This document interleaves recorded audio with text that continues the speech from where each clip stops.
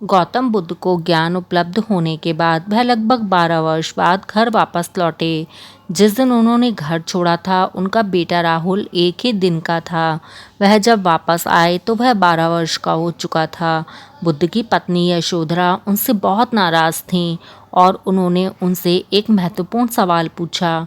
बोली, मैं इतना जानना चाहती हूँ कि क्या तुम्हें मेरा इतना भी भरोसा नहीं था कि मुझसे कह देते कि मैं जा रहा हूँ। क्या तुम सोचते हो कि मैं तुम्हें रोक लेती? मैं भी एक शस्त्राणी हूँ। अगर हम युद्ध के मैदान पर तिलक और टीका लगाकर तुम्हें भेज सकते हैं तो सत्य की खोज पर नहीं भेज सकते। तुमने मेरा अपमान किया है, बुरा अपमान किया है।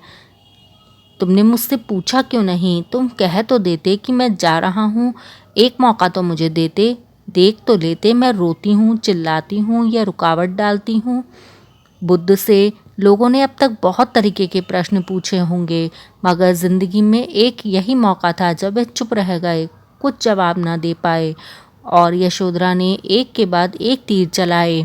यशोधरा बोली, मैं तुमसे दूसरी बात यह पूछती हूँ कि तुमने जंगल में जाकर जो पाया, क्या तुम अपने सीने पर हाथ रखकर कह सकते हो कि वह यहाँ नहीं मिल सकता था?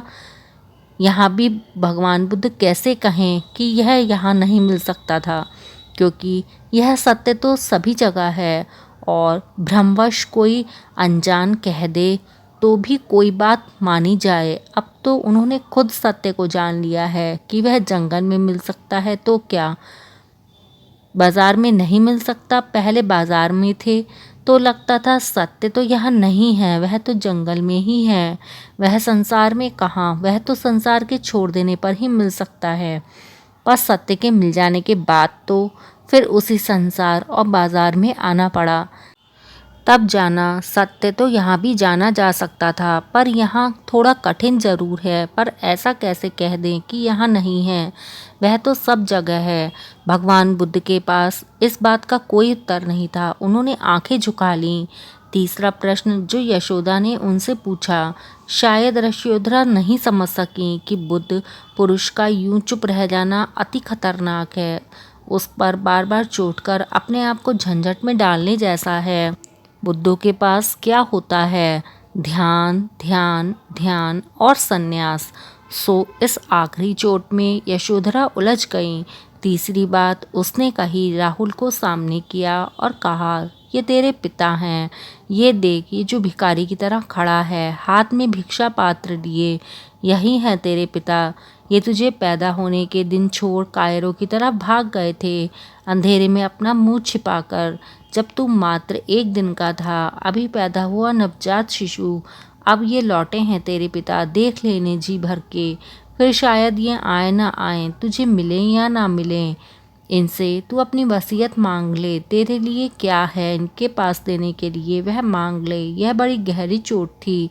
बुद्ध के पास देने को था ही क्या? यशोधरा प्रतिशोध ले रही थी 12 वर्षों का। उसके हृदय के घाव जो नासूर बन गए थे, बह रहा था पीड़ा और संताप का मवाद। नहीं सूखा था वो जख्म जो बुद्ध उस रात उन्हें देकर चले गए थे। लेकिन उसने कभी सोचा भी नहीं था कि ये घटना कोई नया मोड़ ले लेगी। वह तो भाव में बही जा रही थी, बात को इतनी आगे तक खींच लिया था। अब उसका तनाव उनकी तरफ वापस लौटेगा, इसकी ओर उनका ध्यान ही नहीं गया। भगवान जो इतनी देर से शांत बैठे थे, उनके चेहरे पर मंद हंसी आई। यशोधरा का क्रोध और भी भभक उठा। उसे इस बात का एहसास भी नहीं हो रहा था कि वह बंद हो रही है मकड़ी की तरह अपने ही ताने बाने में। भगवान ने तत्क्षण अपना भिक्षा पात्र सामने खड़े राहुल के हाथ में दे दिया। यशोधरा कुछ कहें या कुछ बोलें, यह इतनी जल्दी हो गया कि उनकी समझ में कुछ नहीं आया। इस विषय में तो उसने सोचा भी नहीं था। भगवान ने कहा, बेटा, मेरे पास देने को कुछ भी नहीं है, लेकिन जो मैंने पाया है वह मैं तुझे दे दूंगा। जिस सब के लिए मैंने घर बार छोड़ा, तुझे, तेरी माँ और इस राजपाट को छोड़ा, और आज मुझे वो मिल गया है। मैं खुद चाहूँगा वही मेरे प्रिय पुत्र को भी मिल जाए। बाकी जो दिया जा सकता है क्षणिक है, देने से पहले ही हाथ से फिसल जाता है। बाकी रंग भी कोई रंग हैं, संध्या के आसमान की तरह जो पल पल में बदलते रहते हैं। मैं तो तुझे ऐसे रंग में रंग देना चाहता हूँ जो कभी नहीं छूट सकता। तू संन्यास्त हो जा। 12 वर्ष के बेटे को संन्यास्त कर दिया।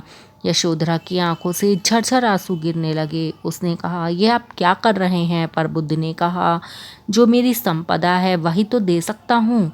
समाधि मेरी संपदा है और बांटने का ढंग संन्यास है। और यशोधरा जो बीत गई उसको बिसार दे। आया ही हूँ इसीलिए कि तुझे भी ले जाऊं। अब तो राहुल गया, तू भी चल। जिस संपदा का मैं मालिक हुआ हूँ उसकी तू भी मालिक हो जा। और सच में ही यशोधरा ने सिद्ध कर दिया कि वह शस्त्राणी थी।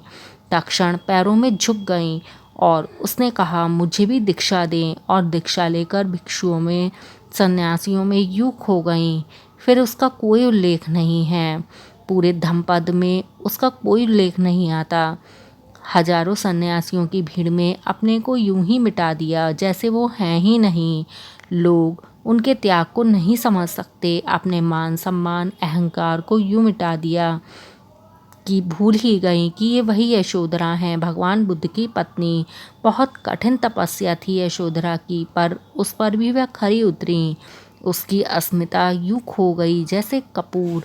बौद्ध शास्त्रों में इस घटना के बाद उसका फिर कोई उल्लेख नहीं आता। कैसे जी, कैसे मरी, कब तक जी, कब मरी, कुछ नहीं पता। हाँ, राहुल का ज़रूर जिक्र आता है बौद्ध शास्त्रों में। जब उसे ब्रह्म ज्ञान प्राप्त हुआ तब शायद वह 16 वर्ष का था।